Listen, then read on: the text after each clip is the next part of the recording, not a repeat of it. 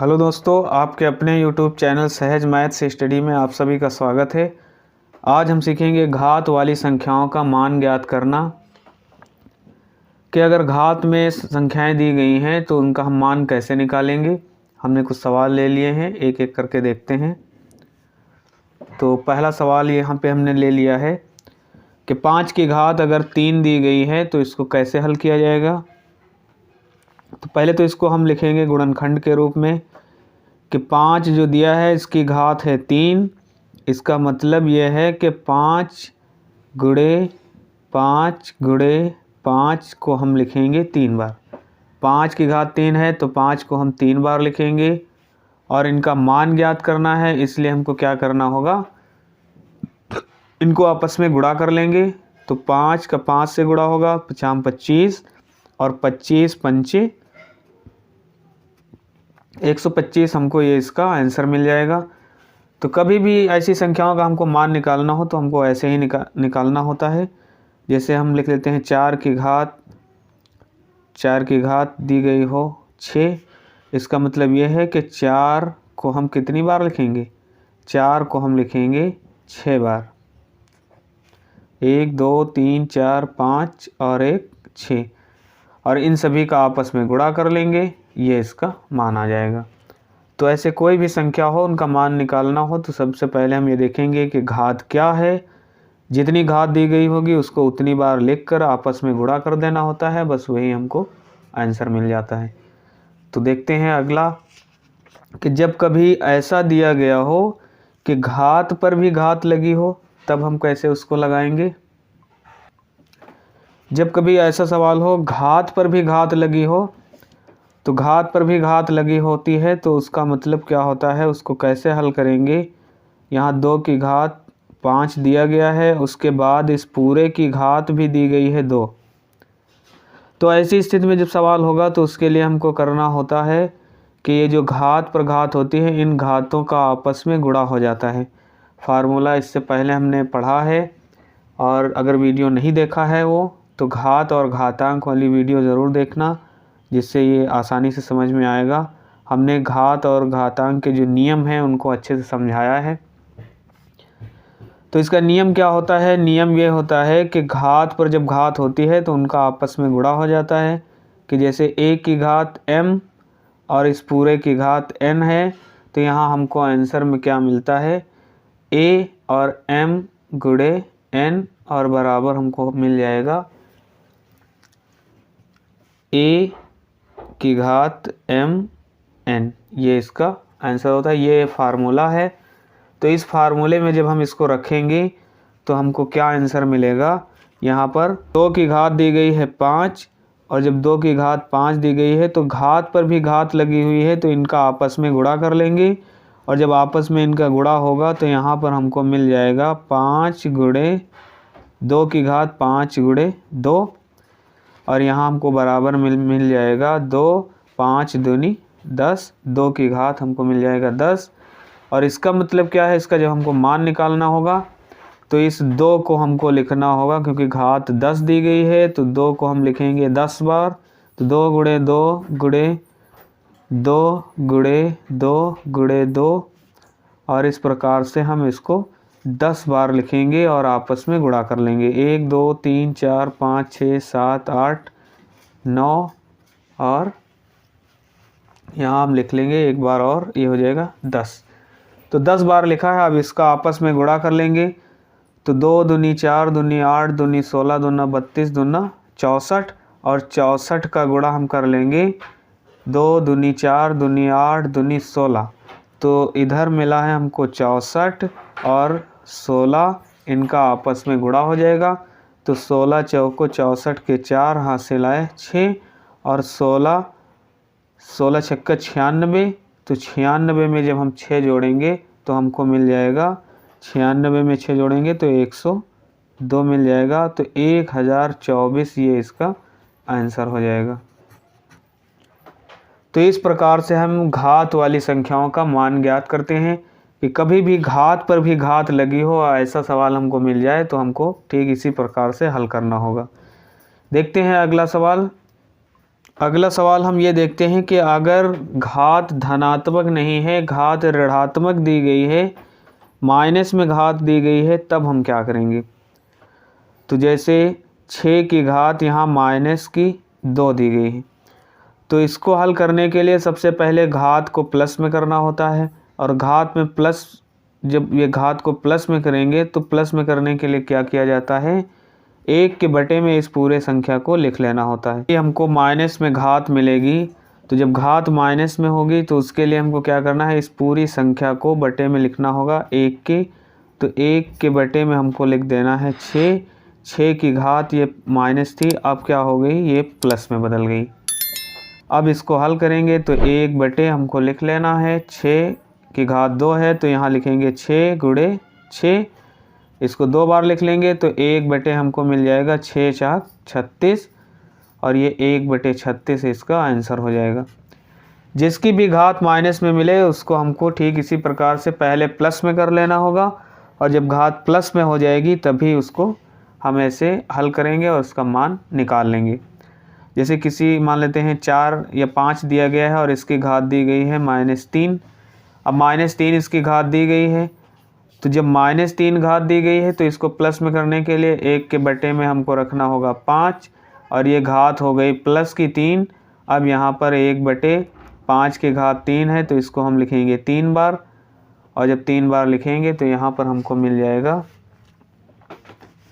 1 बटे 5 गुणे 5 5 25 पंचे 125, तो ये 1 बटे 125 ये इसका आंसर मिल जाएगा। तो हमको ये ध्यान देना है कि कभी भी अगर ऐसा हो कि घात माइनस में दी है तो सबसे पहले उसको घात को प्लस में कर लेना होगा, तभी हम उसका मान निकाल पाएंगे। देखते हैं अगला सवाल। तो जब कभी घात में हो लेकिन भिन्न में दिया गया हो, अब यहाँ पे हमको सही से समझना है, क्योंकि यहाँ पे जो है गड़बड़ी कर देते हैं लोग, क्योंकि यहाँ जो है भिन्न में, अभी तक तो जो था वो घात अभी दी गई है 4 की घात -1, तो सीधे हम क्या करते हैं 1 के बटे में 4 लिखते हैं, और जो भी घात होती है यहाँ लगा देते हैं, तो यहाँ 1 है तो 4 बटे 1 ही हो जाएगा इसका आंसर। लेकिन जब यहाँ भिन्न में दिया होगा, तो जब भिन्न में दिया होगा तब हमको क्या करना है, इसको सही से समझना है कि -2 यहाँ पर घात दी गई है, और इस घात को प्लस में करने के लिए अभी हमने कहा कि जब प्लस में घात की जाती है तो उसके लिए हमको क्या करना पड़ता है, उसके लिए हमको ये करना पड़ता है कि 1 के बटे में उसको लिख लिया जाता है। तो 1 के बटे में अगर हम इसको लिखेंगे 3 बटे 4 को, तो ये घात जो माइनस की थी अब ये घात बन गई प्लस की। तो यहाँ पर हमको जो आंसर में मिलेगा, वो आंसर में हमको क्या मिलेगा, आंसर में हमको मिल जाएगा 1 बटे, यहाँ दिया गया है 3 बटे 4, और जैसे ही ये ब्रैकेट को हटाएंगे तो ये 2 जो है ये 3 पर भी लग जाएगा, और बटे में ये 4 जो है इस 4 पर भी ये 2 लग जाएगा। अब यहाँ पर जब हम इसको हल करेंगे तो यहाँ पर 1 बटे 3 की घात 2 है, इसलिए 3 गुणे 3 लिखेंगे, और ये सब 1 के बटे में है, और यहाँ बटे 4 गुणे 4 हो जाएगा। और जब ये 4 गुणे 4 हो जाएगा तो यहाँ पर हम हल करेंगे तो 3 त्रिक 9 होगा, और बटे में 4 चौक 16 होगा, और जो बटे के बटे में होता है ये चला जाता है ऊपर। तो यहाँ 1 बटे 9, और ये जो है बटे में जो 16 दिया गया है ये ऊपर चला जाएगा, तो यहाँ हो जाएगा 16, और जब इसको जब हल करेंगे तो हमको क्या मिलेगा, 16 एकम 16 हो जाएगा, और बटे में यहाँ 9 है। अब हम देखते हैं कि ये यहाँ पर कट नहीं रहा है, तो भाग करके लिख देंगे, क्योंकि अंश में बड़ा है और हर में छोटा है, और जब अंश में बड़ा होता है और हर में छोटा होता है तो हम भाग करके लिखते हैं। तो जब हम इसको भाग देंगे 16 को 9 से, तो 9 एकम 9, क्योंकि 9 दूनी 18 होता है, 2 बार चलेगा नहीं, 1 बार चलेगा, तो 9 एकम 9। 16 से जब हम यहाँ 9 घटाएंगे, तो 16 से जब 9 घटाएंगे तो हमको यहाँ पर 7 मिल जाएगा। तो आंसर में क्या मिला, 1 सही 7 बटे 9। तो 9 एकम 9 और 9 7 16 बटे 9 हमको ये आंसर मिल जाएगा। तो 1 सही 7 बटे 9 ये आंसर इसका हो जाएगा। तो इसमें हमको आंसर मिला ये, और मिश्र भिन्न में लिखते हैं तो ये ऐसे लिखा जाएगा।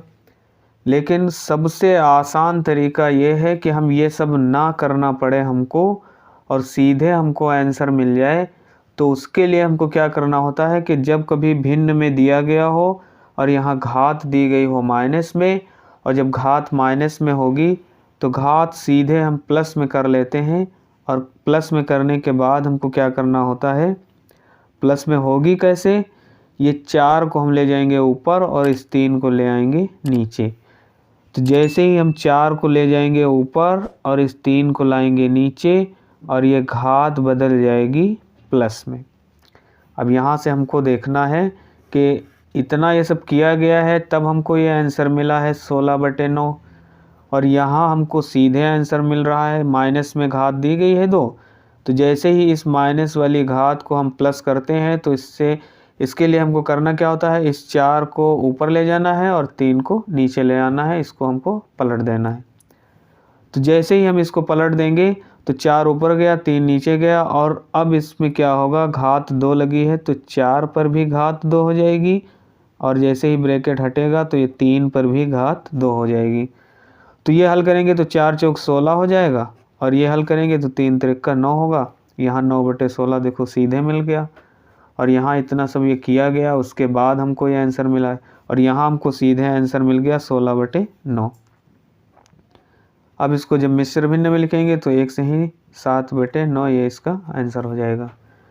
तो ये हमको ध्यान देना है कि कोई भी संख्या दी गई हो, अगर वो भिन्न में दी गई है और भिन्न में ऐसे दिया गया है और इसकी घात अगर माइनस में है, तो तुरंत हमको क्या करना है, इस घात को प्लस में करने के लिए इसको पलट देना है। 7 ऊपर गया और ये 5 नीचे, और यही इसका आंसर हो जाएगा। क्योंकि घात माइनस में है, प्लस में होगी तो एक घात लिखी नहीं जाती, यही इसका आंसर हो जाएगा।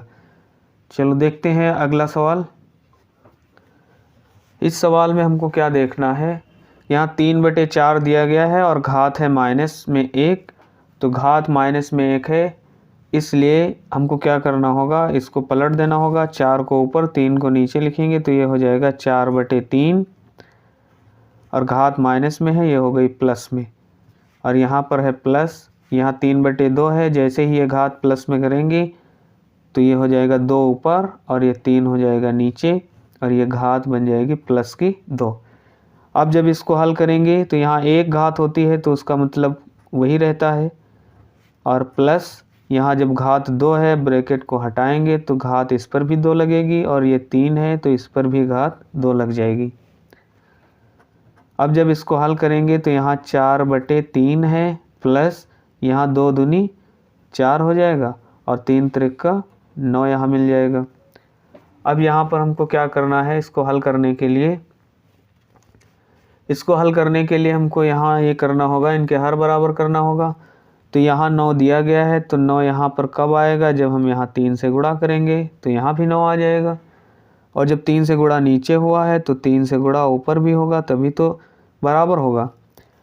तो 3 त्रिका 9 यहाँ आ गया, तो 3 से नीचे किया तो 3 से ऊपर करना होगा, क्योंकि भिन्न में अगर नीचे 3 से किया है तो 3 से ऊपर होगा, 4 से किया है तो 4 से ऊपर, 5 से किया है तो 5 से ऊपर करना होगा।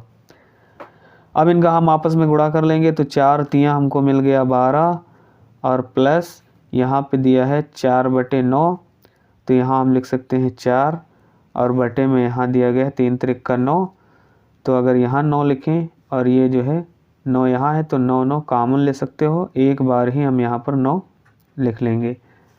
तो 12 4 हो जाएगा 16, और 16 बटे यहाँ पर हमको मिलेगा 9, और देखते हैं ये कट भी नहीं रहा है, तो 16/9 इसका ये आंसर हो जाएगा। तो ये सवाल समझ में आ गए होंगे दोस्तों। अगर वीडियो अच्छा लगा हो तो वीडियो को लाइक करिए, शेयर करिए, और चैनल पर नए हैं तो चैनल को सब्सक्राइब करें। मिलते हैं अगली वीडियो में, तब तक के लिए बाय बाय।